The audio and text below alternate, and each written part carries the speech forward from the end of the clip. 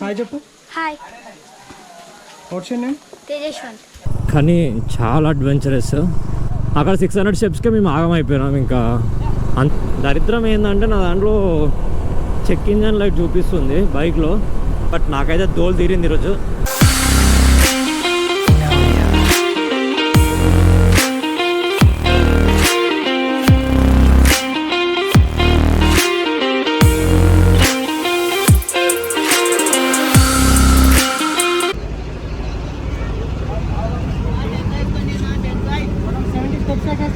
వస్తుంది. 3 కిలోమీటర్ బైవాక్ చేస్తే మనం వాటర్ ఫాల్స్ ఈ రెండు సమానం జరిగింది జ్వాలలో.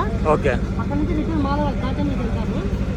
మళ్ళీ వరాలకు వేరే రాహుల్ స్టెప్స్ వస్తుంది, ట్రెక్కింగ్ వస్తుంది, నార్మల్గా ఉంటుంది. ఇలా ఏమన్నది ఒక హాఫ్ కిలోమీటర్ ఉంటుంది. ఇలా ప్రహ్లాదు చదువుకున్న రైటింగ్ ఆయనను గుహల నుంచి పడేసింటారు కదా. ఓకే, దాంట్లో అప్లై అంటే నన్నర్సింహలకి రాదు స్వయంమూర్తిగా.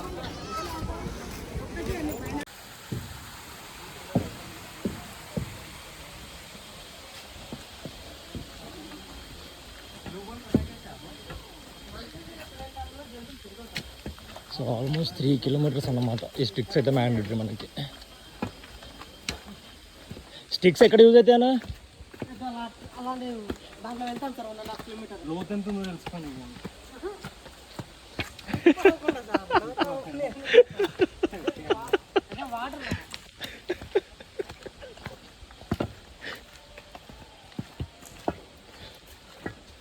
జంతువులు అటాక్ చేసినప్పుడు అది నేను చూసి పారిపోతే లేరా. అంటే మన లాంటి వాళ్ళకు స్టెప్ దగ్గర బాగా సపోర్ట్ ఉంటుంది.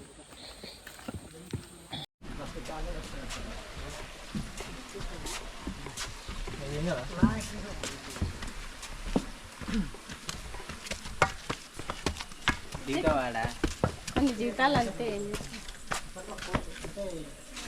రాక్షసులకు దేవతలకు సకల మండపం కట్టించింది అయితే అన్ని స్వయంమూర్తులే.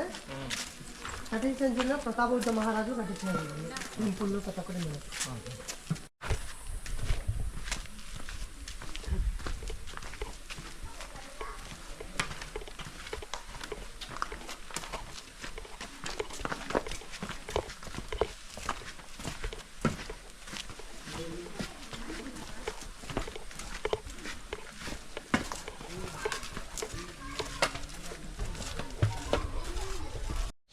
సరే, ఇంకా మనం ఫస్ట్ టైంకి వెళ్ళిపోతున్నాము. అలానే 1.5 కిలోమీటర్ ఇలానే ఉంటుంది. రాళ్ళు అక్కడక్కడ వాటర్. మనకి ఎక్కువ వర్షాలు పడితే కనుక వాటర్ మనం తాకుతూ అలా వెళ్ళిపోతుంటాము. ఎండలకాలం అయితే అసలు ఇంకా ఒక రాళ్ళు తప్ప వాటర్ అనేది ఉండదు. తక్కువ అక్కడక్కడ ఉంటుంది. ఇంకా ఈ ట్రెక్కింగ్ కంప్లీట్ చేసిన తర్వాత 600 స్టెప్స్ వస్తాయి నాన్ స్టాప్ చాలా. ఓకే, ట్రెక్కింగ్ చేసేసుకొని మళ్ళీ మనం రిటర్న్ రాము కదా. మనం ఒకవేళ మనకి మామూలు థర్డ్ టెంపుల్ ఉంది కదా, ఆ టెంపుల్కి అలాగే వెళ్ళొచ్చు. అది లాంగ్ అలా స్టెప్స్ ఎక్కువ ఉంటాయి. ఎందుకు అనుకుంటే కనుక సేమ్ ఇలానే వచ్చేసి ఈ వరాహ టెంపుల్ దగ్గర నుంచి మళ్ళీ మాలలోకి ఒక 1/2 కిలోమీటర్ ఎక్కాలి. అది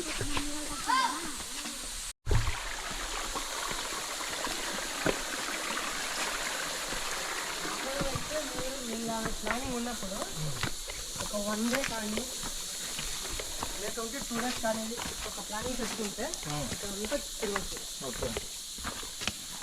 ఇంకా మీరు యాగంటి అని చెప్తారు కదా, ఒకవేళ అయితే ఒక 3 డేస్ 4 డేస్ పెట్టుకోవచ్చు. యాగంటి, గండికోట, గెలవన్ కేవ్స్. యాగంటే ఎక్కడ ఉంది మళ్ళీ? మీరు యాగంటి సార్ మీరు అలాగే నుంచి బనానా వెళ్ళిపోతారు. కోయిలకుంట్ల బనానాపల్లి వెళ్ళిపోతారు. బనానాపల్లి నుంచి డివైడ్ అయిపోతాయి యాగంటి. మామూలుగా అయితే మీరు గండికోట వచ్చేసి ఇక్కడ నుంచి షార్ట్ కట్ వెళ్ళిపోతారు. చాలా ప్లేసెస్ ఉన్నాయి ఇంకా చిన్న చిన్న. యాగంటి, గండికోట, మహానంది చూసారా? మహానంది కానీ టెంపుల్ దగ్గర వంట చేసి పెట్టే వాళ్ళు ఉంటారు. వీళ్ళు ఉంటారు, భార్య పెడుతుంటారు. మనం పోయిచ్చేలోపు మనకు అన్నం వండి పెడతాం.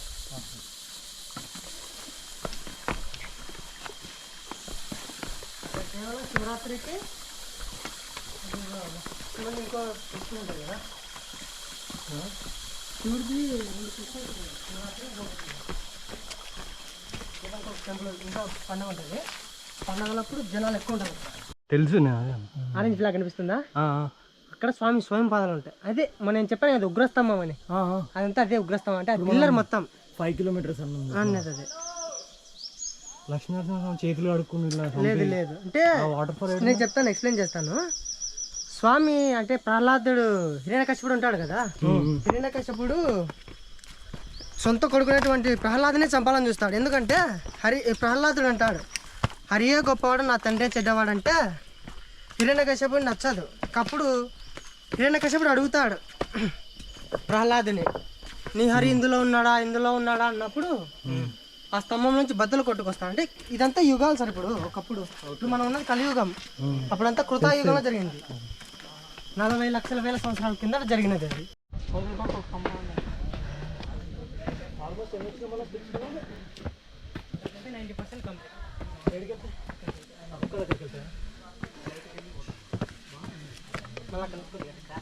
మళ్ళీ ఈ ఎండింగ్ వస్తుంది. 90% అయిపోయినారు.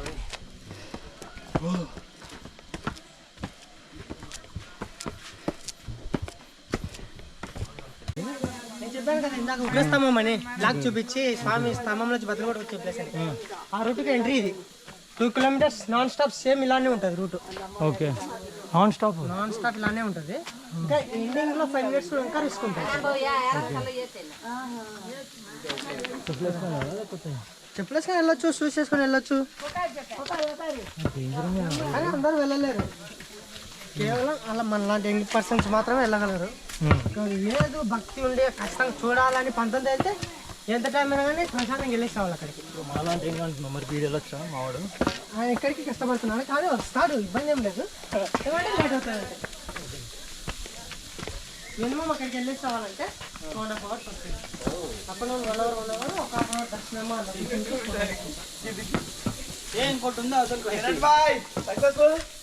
ఇంకోటి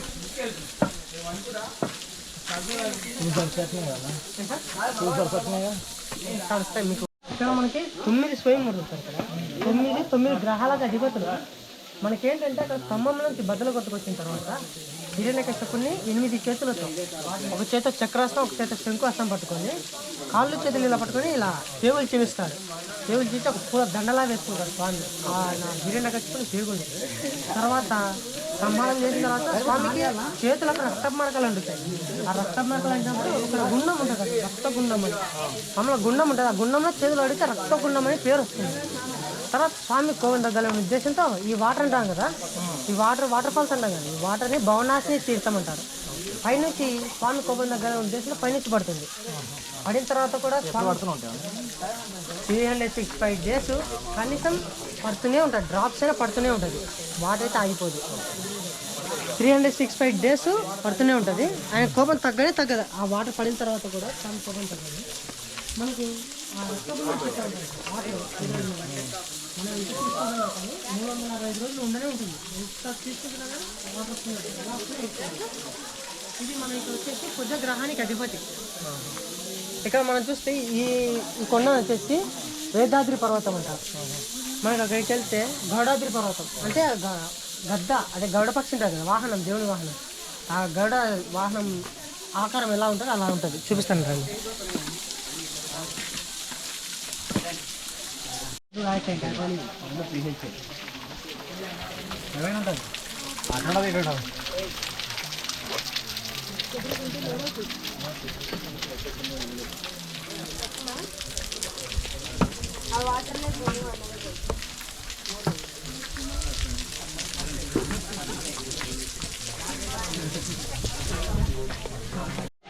చూడండి, మనకు స్ట్రైట్ ఉండేది హెడ్, అదే నోస్ ముక్కు, అది హెడ్ ఉంటుంది కదా. ఇది ఇటొక రెక్క, ఇటొక రెక్క. ఇది చూడండి, ఇటండి ఇలా ఉంది కదా, ఇది రెక్క, ఇటు హెడ్, ఇటు రెక్క. గరుడ పక్షి ఎలా ఉంటుందో మనకు అలా ఉంటుంది అక్కడ. దేవుని వాహనం అనిపించింది నీకు? హాయ్ చెప్పు. Hi, what's your name? Tejaswanth. What are studying? 9th.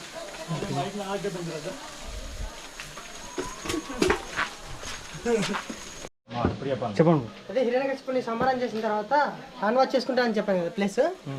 ఈ ప్లేస్ చూడండి, మనం ఈ వాటర్ ఎంత తీసుకుంటున్నా కానీ ఎలా వస్తుందో ఎవరికి తెలియదు. 365 days వస్తూనే ఉంటుంది, ఎంత సమ్మర్ సీజన్ అయినా కానీ. ఈ వాటర్ కోసం ఎక్కడెక్కడి నుంచి వస్తారు, ఈ వాటర్ కోసమే. అంత పవిత్ర, అంత న్యాచురల్ వాటర్. మినరల్ వాటర్ ఇక్కడ తీసుకుందాం సార్. ఇక్కడ మినరల్ వాటర్ కంటే స్వీట్ ఉంటాయి వాటర్. అంటే అందరు దిగకుండా ఇది ఇందులో పోస్తారు అంతే. తాగండి సార్, అంత న్యాచురల్ వాటర్ ఎక్కడ దొరకదు సార్ మీకు.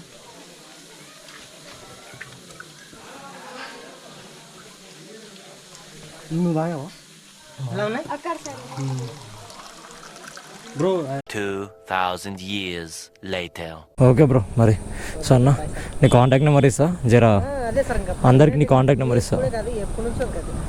Okay so bye bro, bye. ఫైనల్గా ట్రిప్ అయితే కంప్లీట్ చేసుకున్నాం అహోబిలం. కానీ చాలా అడ్వెంచరస్. నార్మల్గా మీకు ఎవరికైనా ట్రెక్కింగ్ ఇష్టం ఉంటే మాత్రం పక్కా రండి, మస్తు ఎంజాయ్ చేస్తారు.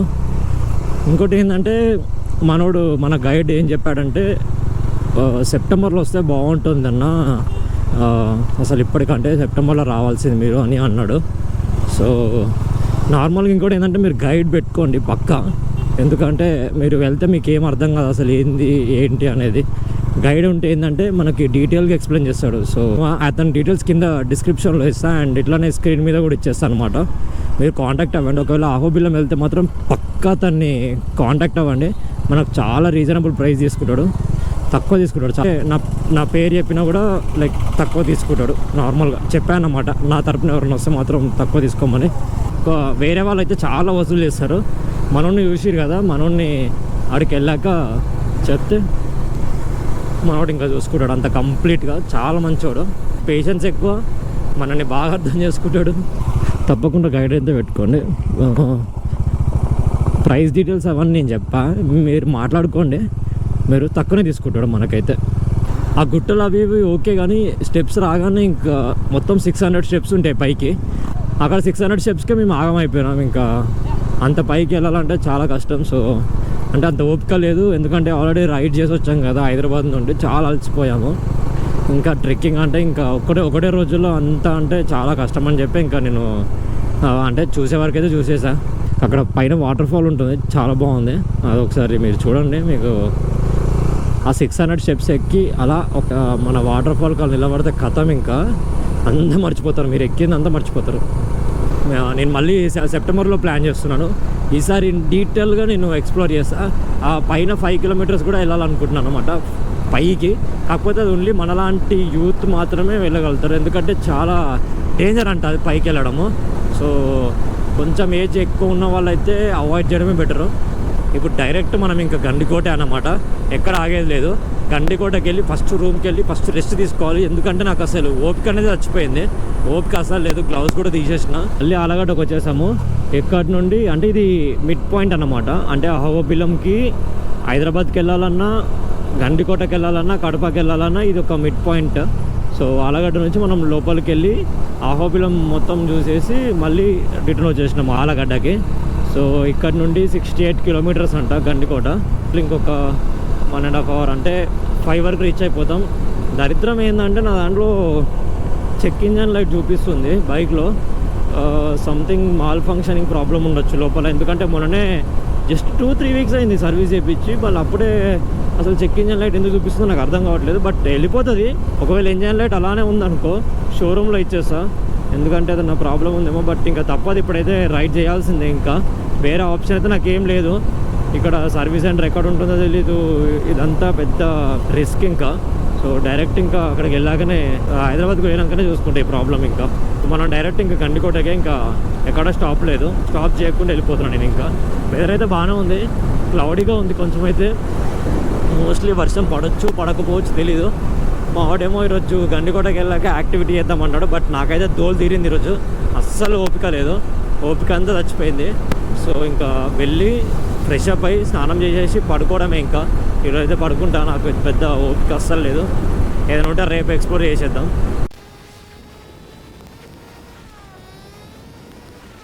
ఇది టోల్ నెంబర్ 5 ఇంకా హైవే నుంచి మనము జమ్మలమడుగు రూట్లోకి ఎంటర్ అయిపోయాం అనమాట.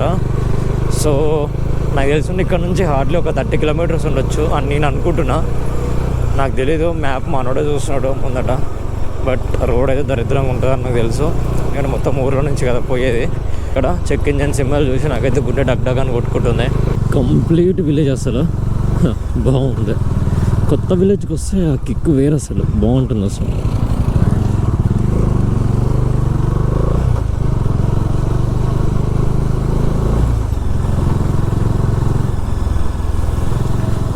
ఇంకా ప్రొద్దుటూరు 27 కిలోమీటర్స్ అంటే మరి జమ్మలమడుగు ఎంత దూరం ఉందో ఏమో. జమ్మలమడుగు చూద్దాం మ్యాప్స్లో తర్వాత. రూట్స్ అయితే అస్సలు బాగాలేవు జమ్మలమడుగు నుంచి, అంటే జమ్మలమడుగు వెళ్ళే రూట్ అయితే అస్సలు బాగాలేదు. ఏదో విలేజ్ నుంచి మళ్ళీ రైట్ తీసుకున్నాం మేము లోపలికి వచ్చాక. నాకు తెలియదు, ఇంకా మనోడిని ఫాలో అయిపోతున్నాం అన్నమాట. మళ్ళీ లో ఫ్యూయల్ పడింది. దీనమ్మ ఇంకొక 1.5 ట్యాంక్ పడుతుంది ఈజీగా. ఆల్రెడీ 2 ట్యాంక్స్ అయిపోయినాయి, ఇంకొక ట్యాంక్ కొట్టాలి, ఇంకొక హాఫ్ ట్యాంక్, బస్ సెట్ అయిపోతుంది. ఇంకా ఇంటికి వెళ్ళిపోతా. ఫిక్స్ అయిపోయినా ఆల్రెడీ 3.5 ట్యాంక్స్ అని. ఇంకో ఫుల్ ట్యాంక్ పట్టించేసిన అయిపోయింది. ఎంత 8.83 లీటర్స్ పట్టింది, ఆల్మోస్ట్ 964 రూపీస్ అనుకుంటా.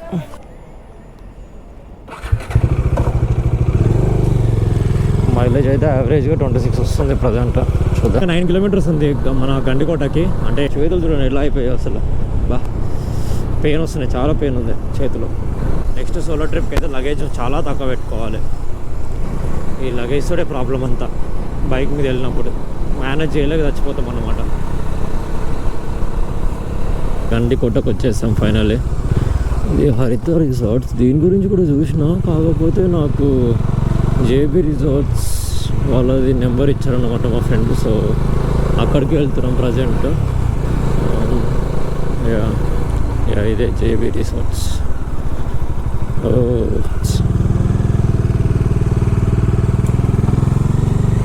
సో ఇదే అన్నమాట రూమ్.